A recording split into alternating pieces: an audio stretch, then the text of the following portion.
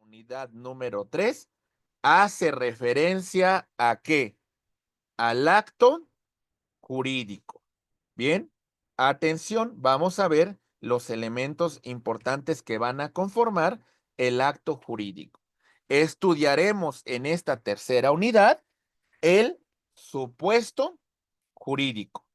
Analizaremos el hecho y el acto jurídico, las teorías del supuesto jurídico, el acto jurídico, sus elementos de existencia, sus requisitos de validez, los efectos del acto jurídico, las personas que intervienen dentro del acto jurídico, la clasificación del acto jurídico por el número de voluntades, por la finalidad de las prestaciones, por su forma, por su regulación, por el momento en que surten sus efectos, por sus efectos y la ineficacia del acto jurídico.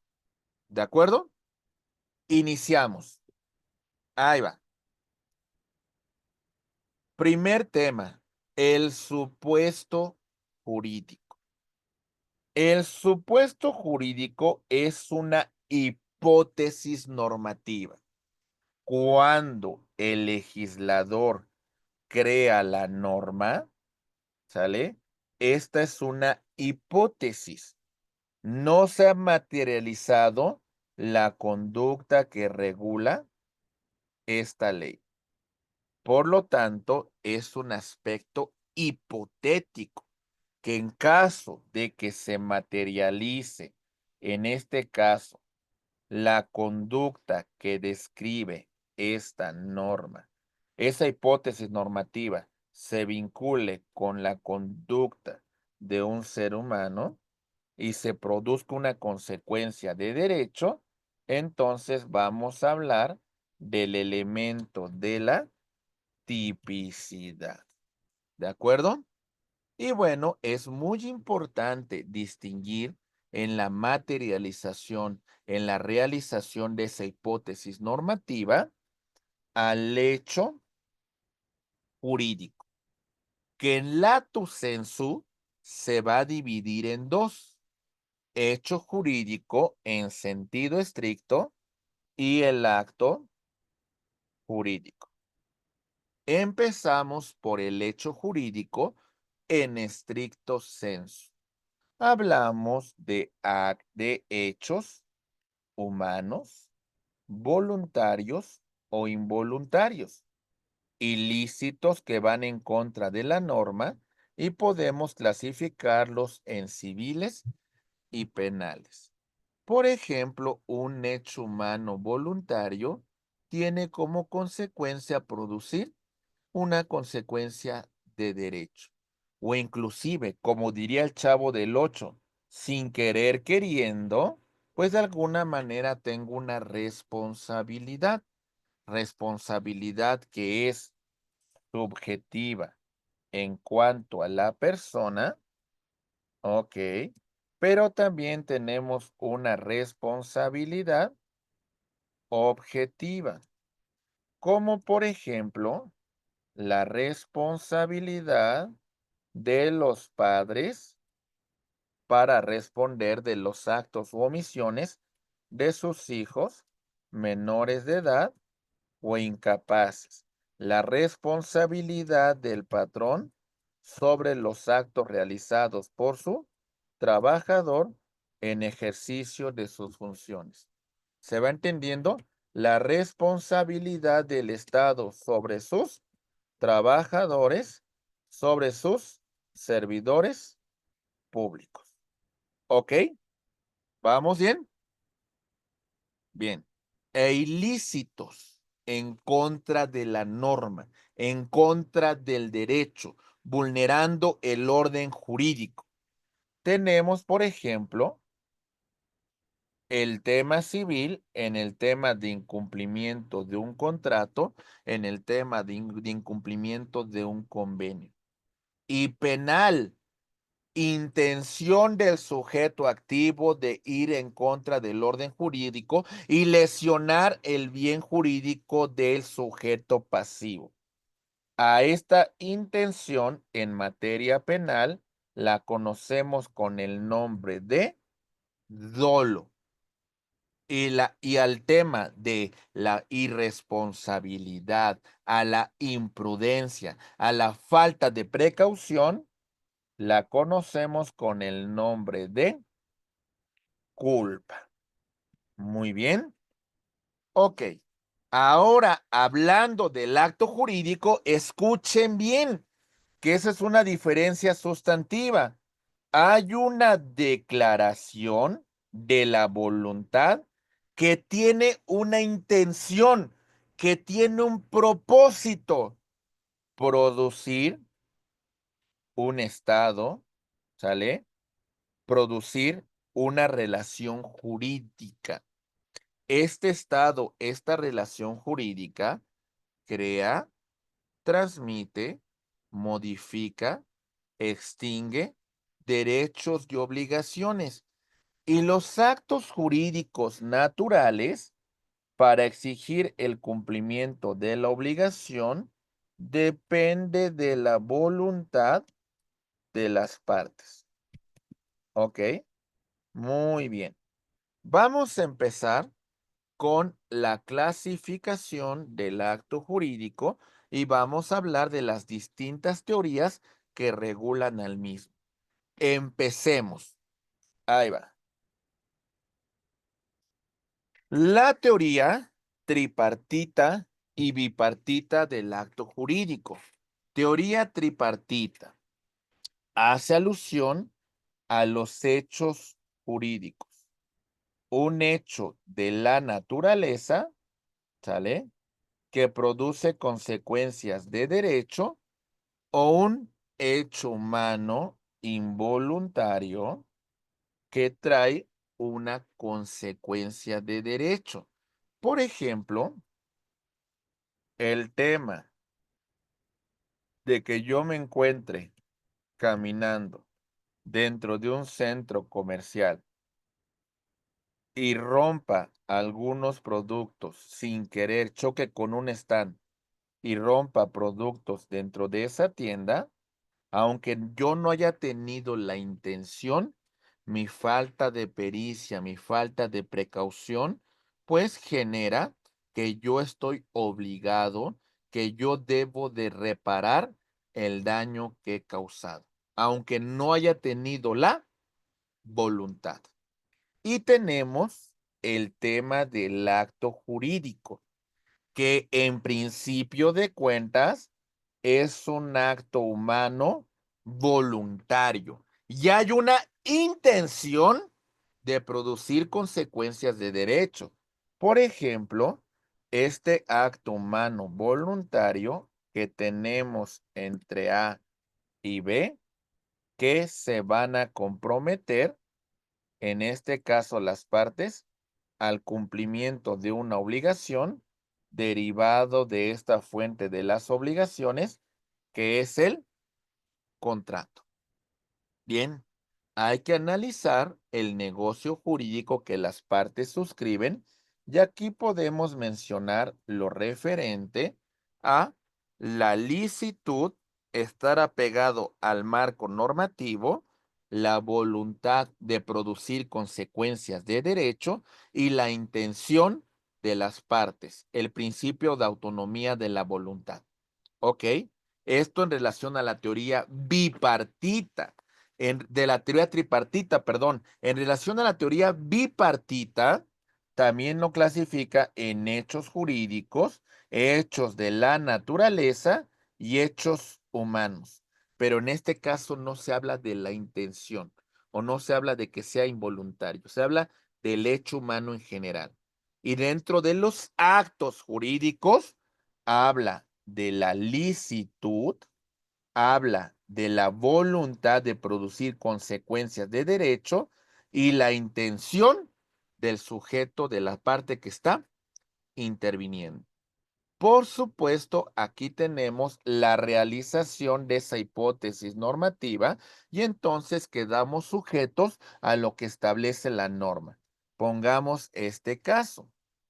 Las partes van a celebrar un contrato de compra-venta, manifiestan su voluntad de producir consecuencias de derecho, llegan a este acuerdo de voluntades y en ese supuesto, mis queridos maestros, la conducta que despliegan encuadra con lo que establece el Código Civil referente al contrato de compra-venta. Y a partir de este momento quedan vinculados, pues, quedan vinculados a lo que establece la norma. Quedan sujetos a esta hipótesis normativa. Ok. La voluntad que se produce, la voluntad implica ese elemento material, ese elemento de ese acuerdo de voluntades. Recuerden que vamos a hablar que la voluntad debe estar libre de cualquier vicio del consentimiento. ¿Ok? Y cuando hacemos referencia a la intención, entramos a este aspecto subjetivo, a este aspecto interno que tenemos como propósito, ¿sale? La realización, como tenemos como propósito, como intención, pues de alguna manera, pues vincularnos a la hipótesis normativa que establece el legislador. Pero esa intención tiene que ver con un aspecto interno. Bien, avanzando sobre este tema, ahí va. Vamos a encontrar los atributos, los elementos de existencia del acto jurídico. La manifestación de la voluntad. ¿Cómo se va a expresar esta voluntad? Vamos a hacerla de forma unilateral a través de la declaración. Acuérdense que una de las fuentes de las obligaciones es la declaración unilateral de la voluntad. Por ejemplo, ahí va. Tenemos que sujeto A acude ante un notario y ante este notario expresa su voluntad de cómo transmitirá los bienes a su muerte. Ahí está. Declaración unilateral de la voluntad. Siguiente punto. Se perdió mi perrito. Ok. Recompensa. Ok, ahí va.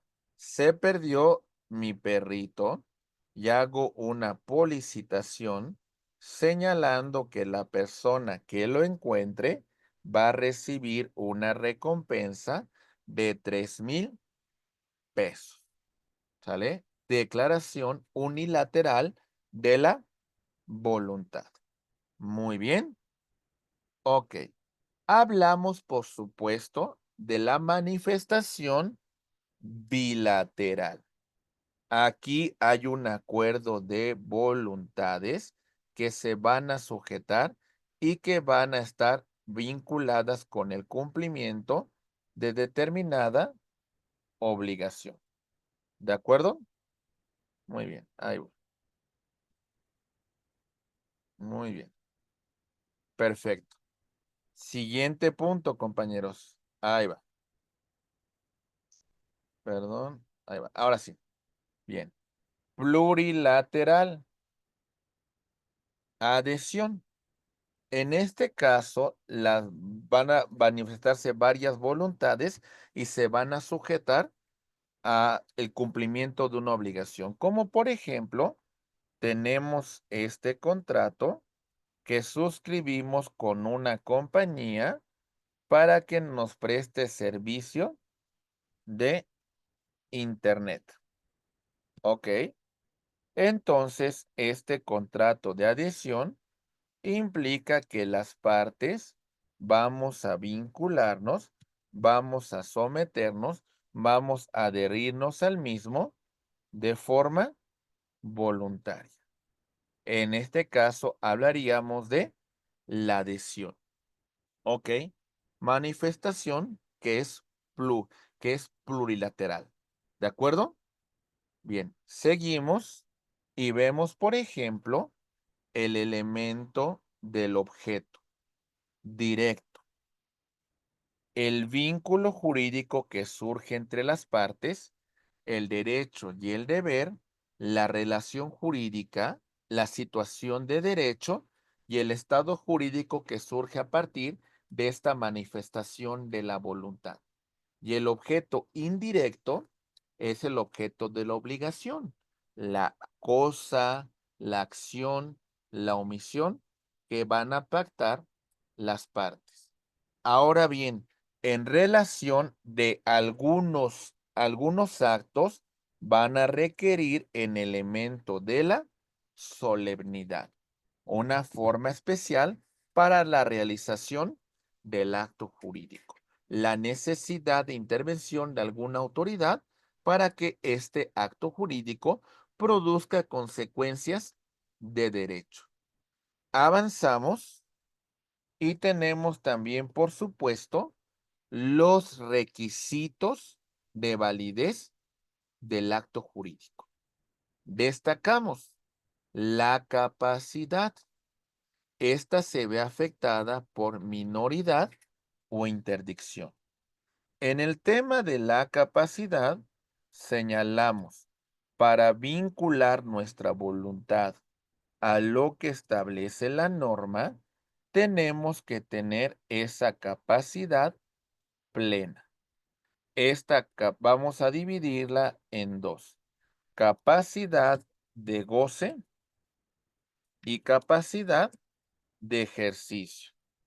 Capacidad de goce desde nacimiento hasta nuestra muerte. Capacidad de ejercicio con la mayoría de edad y con el pleno ejercicio de nuestra autonomía. ¿Ok? En el caso de las personas que tengan capacidad de goce, van a realizar actos jurídicos representados por sus padres en ejercicio de la patria, potestad, en este caso por un tutor, y en ausencia, en el caso de un menor de edad, incluso un juez de lo familiar. Muy bien. Y bueno, en este punto, con esta mayoría de edad, con esta capacidad plena, vamos a realizar actos jurídicos de mutuo propio.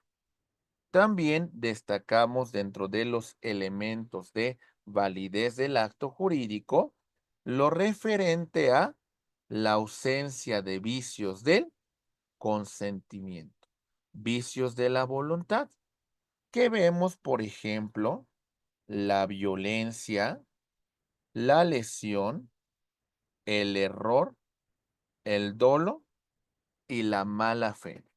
Por ejemplo, en el tema de la violencia física o moral, de la cual una de las partes se vale para obligar a otra a la celebración de determinado acto jurídico. Bien, tenemos el caso de la lesión. Nos aprovechamos de la necesidad, nos aprovechamos de la ignorancia, nos aprovechamos del desconocimiento de una persona y pretendemos obtener un beneficio que no nos corresponde. ¿Sale? La lesión, el error, la falsa apreciación de la realidad. Y es una consecuencia que conlleva la celebración del acto jurídico. Hay varias clases de error. Vamos a mencionarlo a continuación. Ahí va. Muy bien. Bien. Ahí va. error, ¿sale? Error material, error en cuanto a la persona, error aritmético, ok, y error de derecho. Bien, el error material en cuanto al objeto, ok. Esto puede conllevar a que las partes pueden convalidar el acto jurídico. Se ponen de acuerdo y se convalida, aunque hubiese existido un error en cuanto al objeto, o en todo caso, dar por terminado este contrato. ¿Ok? El error en cuanto a la persona. Por ejemplo, en esos contratos llamado intuitu personae, el elemento personal es muy importante, como por ejemplo el contrato de prestación de servicios profesionales. Quiero contratar con el médico A y no con el médico B. O sea, no me puede venir el médico B a suplantar al médico A porque el objeto del contrato que estoy celebrando es que él va a realizar la cirugía. O en todo caso, si así se permite, puede haber, pues de alguna manera, otra persona que preste ese servicio, pero se debe establecer dentro del propio contrato. Tenemos errores aritméticos, ¿sí? Es decir, por ejemplo, A compra un departamento que se supone que mide 120 metros cuadrados, pero sin embargo, la medición real es 100 metros cuadrados. Lo que va a conllevar es a que pueda convalidarse el acto jurídico o en su caso, dar por terminado el mismo y en como consecuencia, la persona afectada solicitar evicción y como consecuencia, la reparación del daño. Y en cuanto error de derecho, implica el siguiente ejemplo. A va a transmitir el dominio de un automóvil, ok, a B. Pero B piensa que esta transmisión se trata de una donación cuando la realidad es de que A no lo va a donar, sino lo va a vender. Contrato de compra-venta. En este caso, las partes pues tienen pues objetivos completamente separados dentro del acto jurídico que están celebrando, lo que va a traer como consecuencia la nulidad correspondiente del acto jurídico que en este caso estamos representando. Tenemos, después de este comentario, la cuestión de el dolo. ¿Sale? Las maquinaciones que realiza una de las partes para inducir al error a la parte contraria, a la parte contratante. Estamos induciéndolo a esa falsa apreciación de la realidad. El dolo nos puede conllevar a una nulidad absoluta del acto jurídico, pero también el doctor Ernesto Gutiérrez y González, en relación al dolo, nos dice que hay dos tipos de dolo. Ahí va. Muy bien. ¿Cuáles son esas dos clases de dolo? Tenemos el dolo malo, que es el que estamos haciendo referencia, y va a tener como consecuencia declarar la nulidad del acto jurídico. Y tenemos el dolo bueno.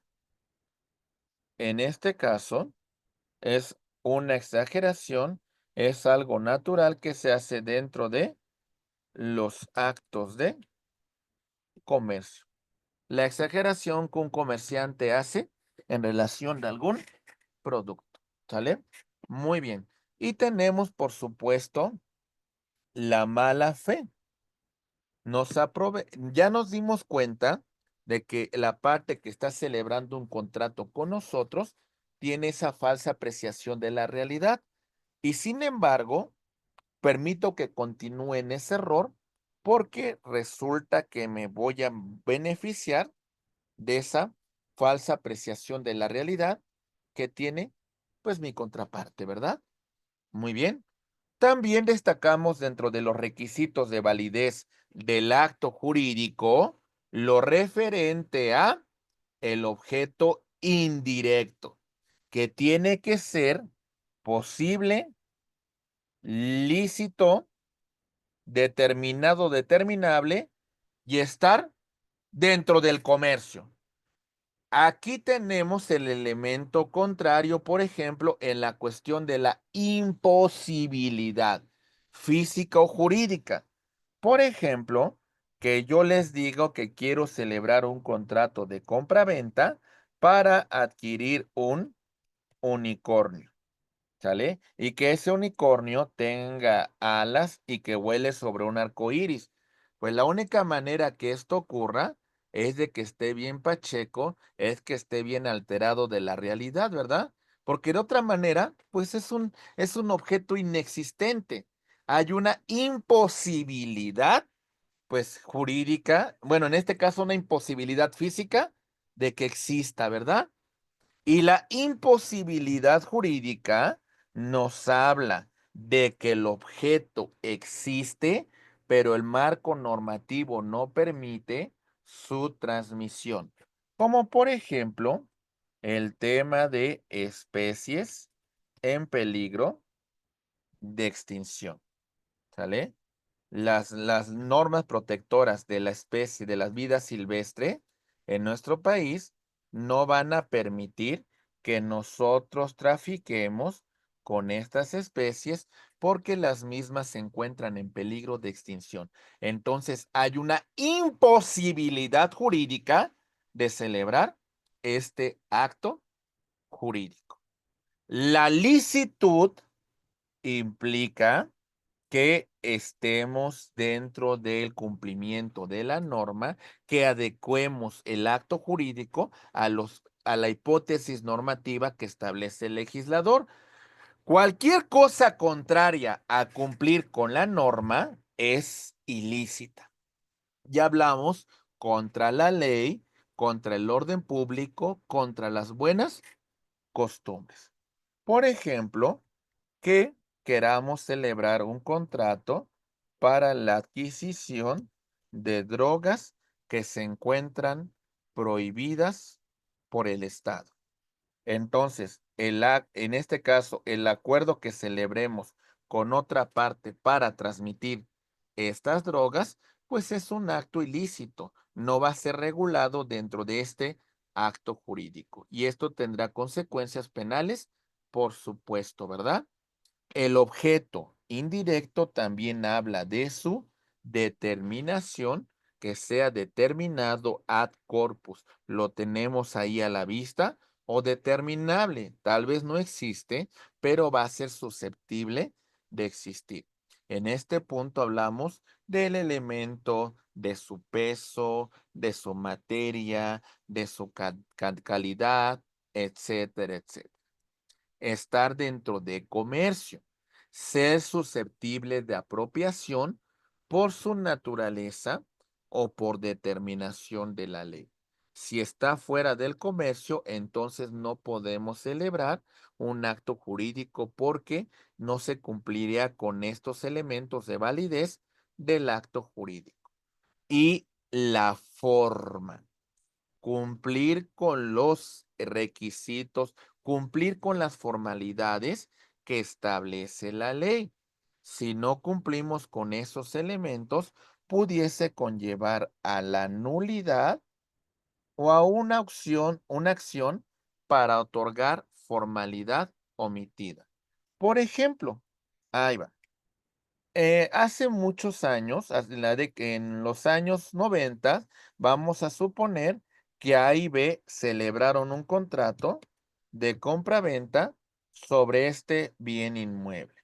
Ok, ahí está. Este bien inmueble se encuentra a nombre de A. Ok, bien. B nunca lo ha regularizado. Ya se celebró la compra-venta. Esto fue a finales de los 90.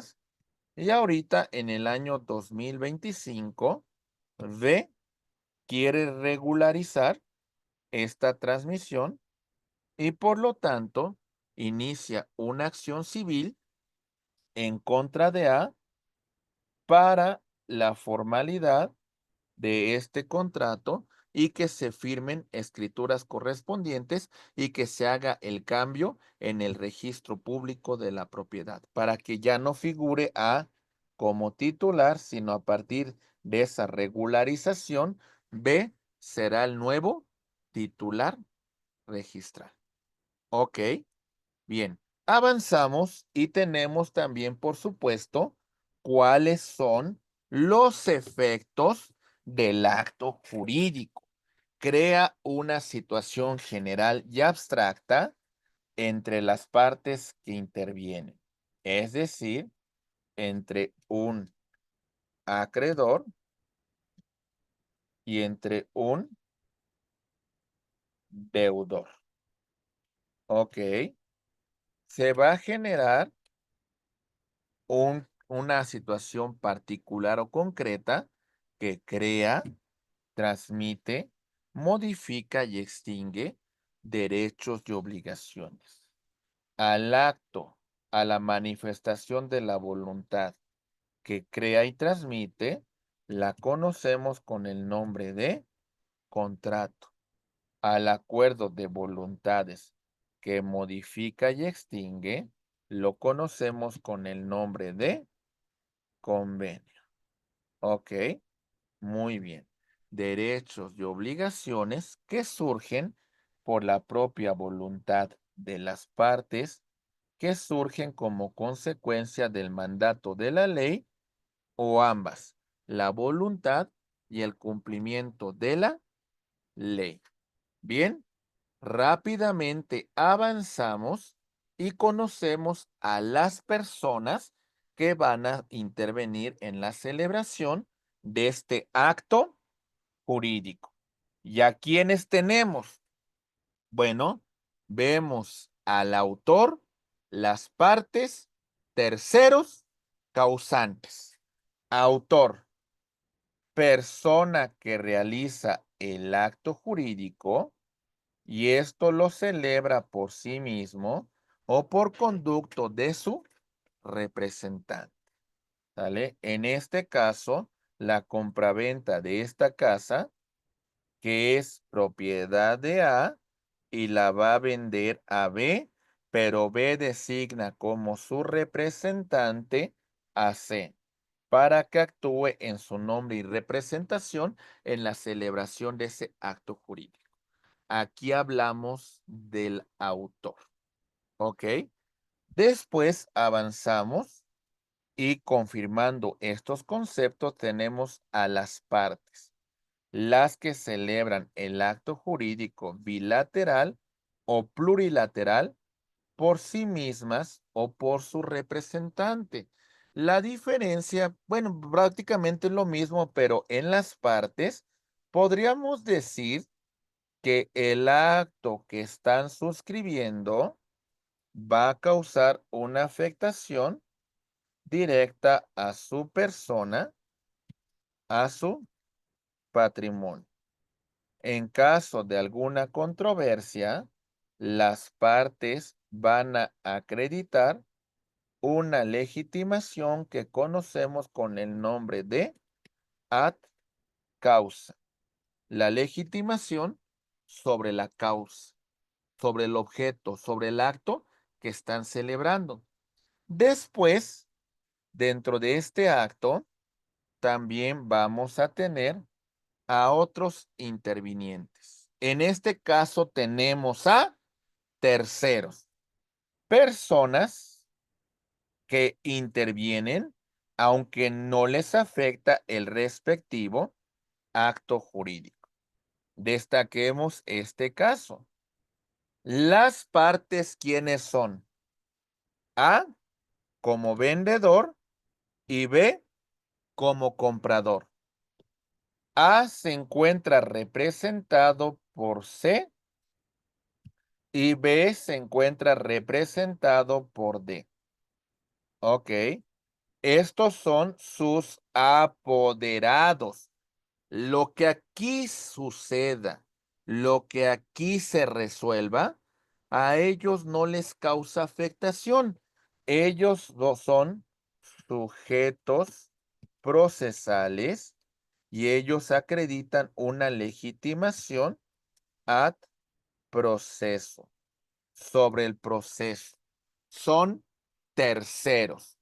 Si en este contrato que suscriben aparece E y F como testigos, también estos van a ser terceros, porque ellos no les afecta en su persona o en su patrimonio el acto jurídico que se está materializando. ¿De acuerdo? Bien, avanzamos. Hasta aquí vamos bien, mis queridos maestros, sobre el acto jurídico. ¿Sí? Ok, son muchos conceptos doctrinales, pero la verdad que van a servir para nuestra maestría. ¿Vamos bien hasta aquí? ¿Sí? Ok, perfecto, ¿eh? Eso esperamos, ¿eh? Vamos avanzando. Muy bien. Ahí va. Ah, perdón. Causante.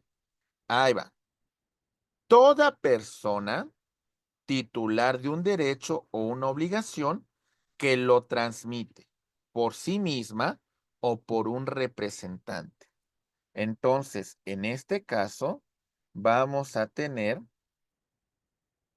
que A celebra un contrato de donación y va a transmitir el dominio de este bien a B, a C y a D. Entonces, el causante de este acto jurídico, el que da inicio con el mismo, es el donante. ¿Ok? Muy bien. Avanzamos. Y tenemos también, por supuesto, la causabiencia. Persona sucesora de otro en un derecho, en una obligación. Por ejemplo, ahí va, la sucesión. A, como testador, dejó un testamento en la cual designó como sus universales herederos a B, a C y a D.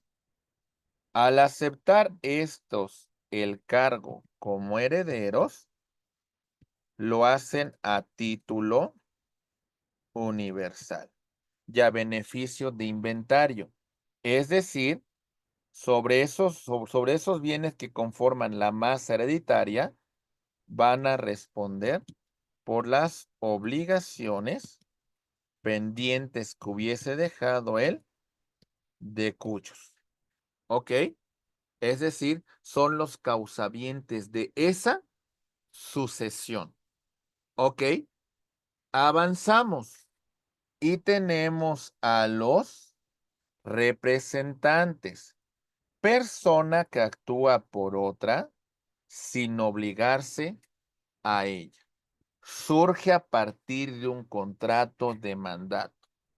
Tenemos la representación legal necesaria o forzosa, que en este caso van a ejercer en ejercicio de la patria potestad los padres sobre los hijos. ¿Ok? Menores de edad. ¿Ok? Y también, por ejemplo, la tutela legítima puede ser, por ejemplo, de los hijos hacia futuro sobre los padres o también de los cónyuges, recíprocamente. ¿De acuerdo? Y la voluntaria o convencional, hay un acuerdo de voluntades y este va a surgir a partir de la celebración del contrato de mandato. ¿Ok? El gestor, persona que actúa por otra sin autorización, pero se va a obligar en el caso de que beneficie al dueño. Recuerden que esto es una fuente de las obligaciones que conocemos con el nombre de gestión de negocios. ¿Ok? Una fuente de las obligaciones. Bien, avanzamos y vemos cómo se clasifica nuestro acto jurídico. Vemos por el número de voluntades. Me pregunta el maestro Agustín, déjeme la pregunta. Ahí voy, ¿eh? Si se acepta y sale una deuda desconocida supera el monto heredado, hay una obligación del heredero. Ah, ok. Esa es una buena pregunta porque en el tema de la sucesión, ok, los herederos, ¿vale? Aceptan, en el caso de que acepten su cargo, lo hacen a título universal y lo hacen en beneficio de inventario. Pero las obligaciones van a quedar solamente limitadas a la proporción que le corresponda dentro de la masa hereditaria. En ningún caso van a responder con su propio patrimonio. Solamente se limita a los bienes que van a conformar esa masa hereditaria. Muy bien. Ok, perfecto. Avanzamos y ahora sí vemos la clasificación. Por el número de voluntades intervinientes. Ya hablamos de la declaración unilateral de la voluntad, ¿sale? Ya mencionábamos, ¿verdad? Que se perdió mi perrito Firulais. ¿Dónde está? ¿Quién lo tiene? Ofrezco una recompensa. ¿Ok? Bilaterales. En este caso hay un acuerdo de voluntades entre las partes que celebran este contrato y van a quedar sujetas al cumplimiento del mismo. Y ya mencionamos las plurilaterales, ¿verdad? Como por ejemplo un contrato para la prestación de algún servicio. ¿De acuerdo? Por su finalidad, destacamos que son onerosos o gratuitos. Vamos a poner algunos ejemplos. Por ejemplo, onerosos. Aquí hablamos de un contrato de compra-venta que van a celebrar el vendedor, ok, A, y el comprador, B. Ok, muy bien. En este caso particular, A como vendedor se obliga a transmitir el dominio del bien y B como comprador se obliga a pagar una determinada cantidad de dinero por la transmisión de dicho dominio. En este caso en particular, estamos hablando de que es un acto oneroso, porque hay obligaciones recíprocas para las partes. Y en el caso del gratuito, vamos a poner los siguientes ejemplos. Ahí va. Vámonos con el gratuito. Atentos. Tenemos este contrato que estamos celebrando. Por ejemplo, podemos hablar del contrato de donación, ¿sale? Traslativo de dominio y de uso y disfrute, por ejemplo, del comodato. En la donación, el donante se obliga a transmitir el dominio de un bien a título gratuito al donatario y la carga del donatario es, pues, aceptar o rechazar dicha donación. Los beneficios al final de cuentas van a ser para esta parte. Y en el comodato tenemos al comodante que va a transmitir el uso y goce temporal de una cosa y el comodatario lo va a recibir a título gratuito con el compromiso de regresar la cosa en el tiempo que se hubiese pactado. Ahí está. Sale un acto jurídico gratuito por por su forma. Destacamos en consensuales, formales y solemnes. Empezamos con los consensuales. Se materializan por el simple consentimiento de las partes. Es más que suficiente para el nacimiento del acto jurídico. Formales. Hay que realizarlos de conformidad como establece la norma. Por ejemplo, en el caso de compra-venta sobre bienes inmuebles que rebasen determinado valor, lo que tiene que hacerse en este caso es hacerlo en escritura pública. Muy bien. Ahí va. Tenemos también algunos actos que son solemnes que van a requerir la intervención de alguna autoridad para que dé fe de la celebración del mismo. Por ejemplo, en un matrimonio, ok, vamos a tener pues la necesidad de que en su caso sea celebrado ante un oficial del registro civil que dé fe del acto que las partes están celebrando. Muy bien. Por su respectiva regulación, señalamos lo siguiente. Nominados se encuentran su clasificación descritos dentro de la propia norma. Ok. Y los innominados, ok, aunque como tal no se encuentren ahí en la norma como tal descritos, vamos a establecer que van a regirse por los elementos de existencia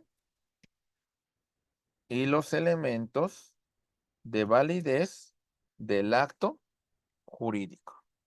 Por el momento en que surten sus efectos, serán intervivos, ok. Es decir, se requiere de estas circunstancias, se requiere que las partes que lo celebren se encuentren vivas para que produzca sus efectos y mortis causa en el caso de las sucesiones. Para que se dé cumplimiento, para que se repartan los bienes, para que se abra el testamento, pues se requiere el elemento de la muerte del causante de la sucesión, del de cuyos. Y por sus efectos, ay, aquí le puse sucesión, no sé por qué le puse sociedad, sucesión, muy bien. Y tenemos, por ejemplo, por sus efectos constitutivos. A partir de este momento que se suscriben, crean una nueva situación de derecho, ¿sale? Van a dar nacimiento a una obligación. Declarativos, reconocen un derecho preexistente. Los conmutativos, las partes conocen sus derechos y obligaciones desde el momento que celebran el acto jurídico. Ok, es decir, desde su celebración ya conocen las prestaciones a las cuales quedan obligados. y los aleatorios están sujetos a un acontecimiento futuro e incierto que puede llegar a darse o no. Los puros y simples vamos a encontrar que simplemente vamos a adherirnos a los preceptos que establece la norma y no se pide ningún otro requisito. Y los modales están sujetos a una carga, a un gravamen adicional, que es que las partes van a adecuar, que van a señalar de forma voluntaria. En este punto destacamos estos actos jurídicos puros o simples. Como mencionábamos, sin circunstancias que alteren sus efectos. Sujetos a una modalidad, plazo, acontecimiento futuro de realización cierta, término. No, aquí, por ejemplo, vemos que es suspensivo o resolutorio.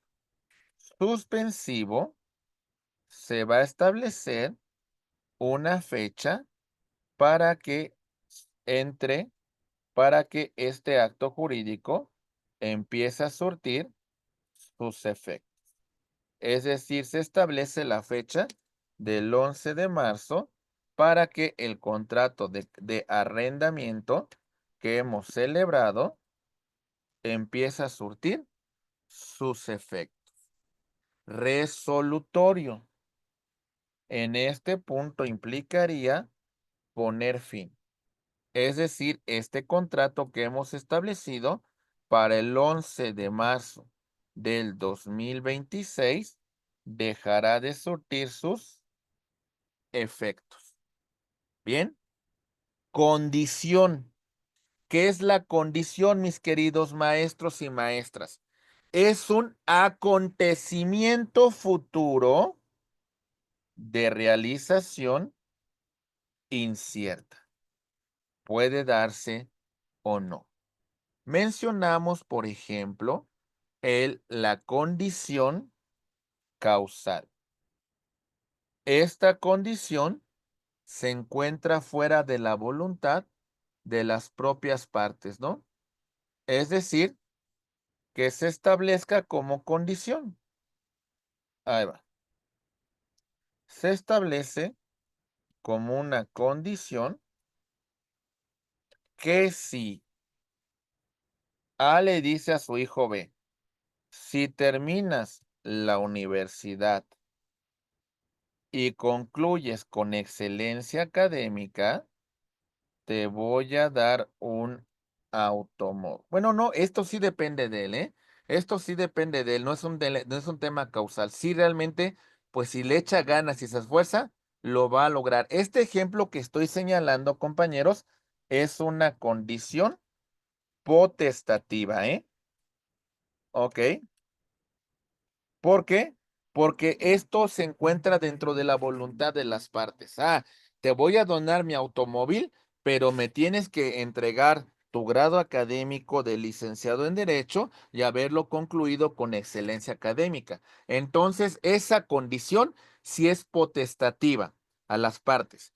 La condición causal es, por ejemplo, que digamos, si en las próximas elecciones, si en la próxima elección al Poder Judicial A queda como juez, bueno, entonces A se va a comprometer a cumplir con la obligación, que se va a comprometer a cumplir con la obligación que se celebró con D.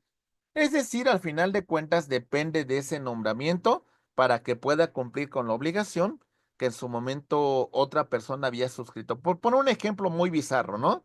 Ahí va. Entonces, esa sí sería una condición causal que no depende de la propia voluntad de las partes. La condición mixta tiene elementos entre la causal y la potestativa. ¿Ok?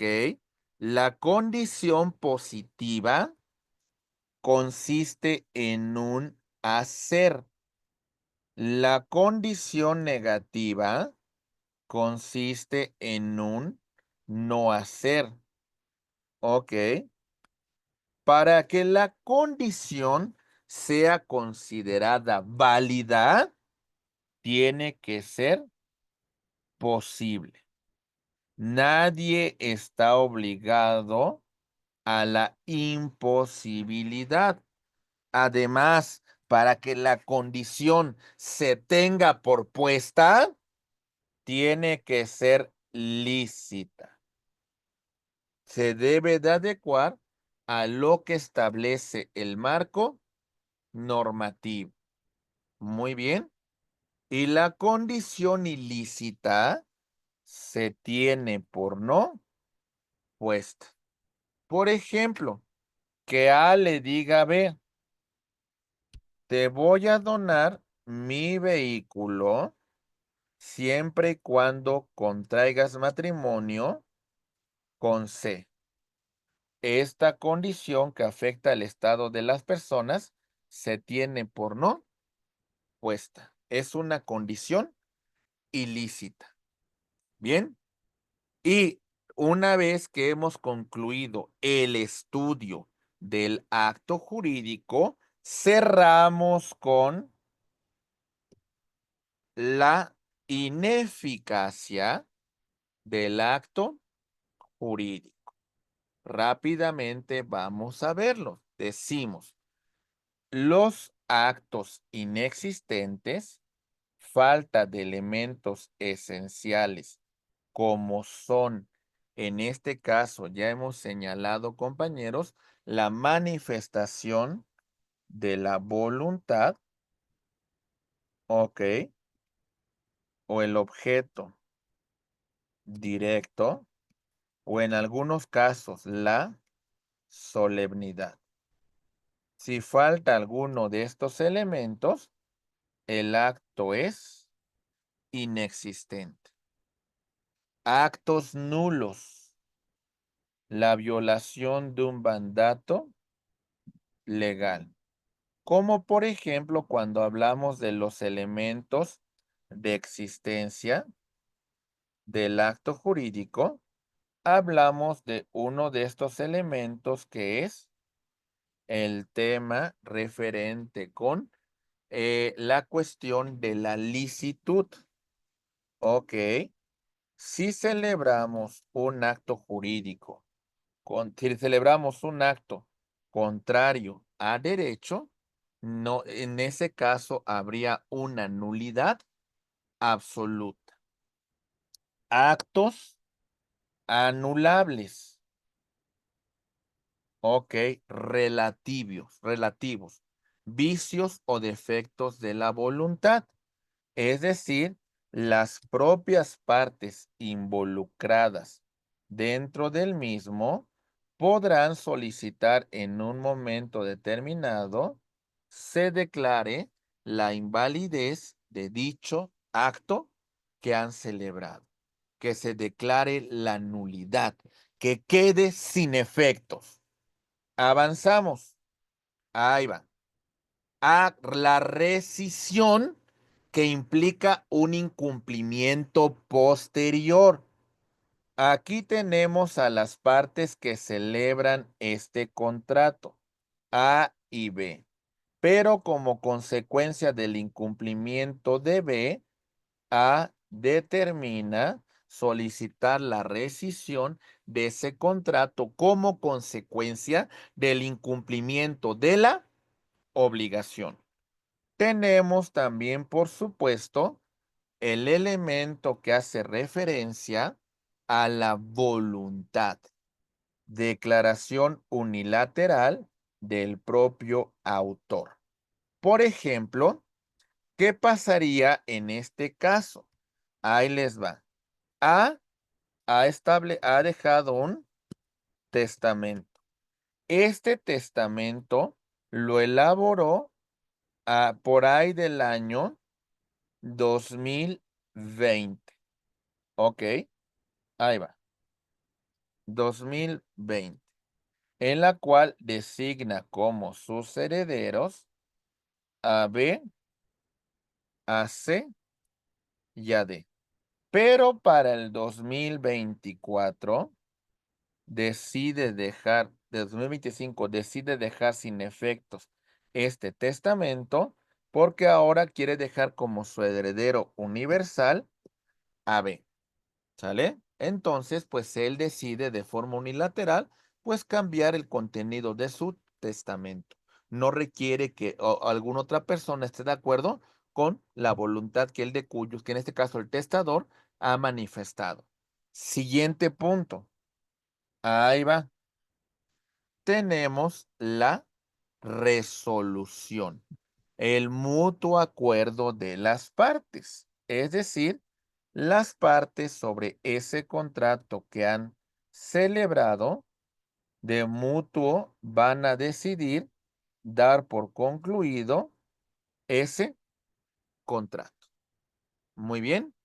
Y tenemos, por supuesto, lo referente con la inoficiosidad, exceder lo legalmente autorizado y en ese supuesto declarar que quede nulo ese contrato. Y la inoponibilidad, cuando los efectos afectan los derechos de un tercero preferente. Bien, hay algunas preguntas sobre este tema que señalan, por ejemplo, qué hay con el tiempo donde se realiza el contrato y son que ninguno reclame algo. ¿Qué tiempo tengo para reclamarlo? Hay que ver cada caso en particular para que de alguna manera, si hay un incumplimiento, en este caso, si se celebró el contrato y hay un incumplimiento, por supuesto, en este supuesto, hay que declarar la anulación del acto jurídico derivado de ese incumplimiento. Si no lo hacemos, entonces realmente estamos convalidando los efectos del mismo o también cuando los mismos concluyan. Hay que analizar cada caso en particular porque podemos hablar de un tema de prescripción para que nosotros podamos presentar una acción y solicitar la anulación de ese acto jurídico. Por ello, habrá que establecer que hay que revisar cada caso en particular porque hay actos jurídicos que se agotan en el mismo acto que se materializan. Entonces, el tema de declarar su nulidad, pues prácticamente sería imposible, ¿no? Y hay actos jurídicos que, por supuesto, por su naturaleza, subsisten a lo largo del tiempo. ¿De acuerdo, mis queridos maestros?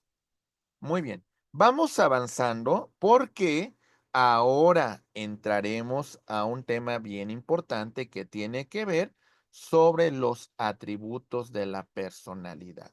Pero en general, sobre estos temas que hemos estudiado del acto jurídico, distinguimos en particular, ahí va. En este sentido, vamos a distinguir que los hechos jurídicos, ok, hecho jurídico es un acontecimiento de la naturaleza, ok, que tiene consecuencias de derecho o un acto humano, ¿sale? Que puede ser voluntario o involuntario. Y en todos estos casos se va a materializar la hipótesis normativa y, y entonces da nacimiento la obligación. Mientras que cuando hablamos del acto jurídico, hicimos alusión a varios temas. Aquí señalamos, por supuesto, de que el acto jurídico es un acto humano, voluntario, hay una intención de producir consecuencias de derecho. Y por supuesto, mis queridos amigos, hablamos de la licitud, ¿sale? Del objeto y también, por supuesto, en este punto dentro de el acto jurídico, distinguimos entre elementos de existencia y de validez. Dentro de los elementos de existencia, hablamos del consentimiento, hablamos del objeto directo que crea, transmite, modifica y extingue derechos y obligaciones, y elementos de validez que ya destacamos, ¿verdad? En este caso, sobre los elementos de validez del acto jurídico, hablamos de la capacidad, ok. Hablamos, por supuesto, de que de que se encuentre la ausencia de vicios del consentimiento, error, dolo, mala fe, lesión, etcétera, etcétera. También, por supuesto, hicimos referencia muy importante en relación al objeto indirecto, la existencia jurídica, la existencia material, la licitud, determinado, determinable que se encuentre dentro del comercio, la licitud en el motivo fin y por supuesto la forma.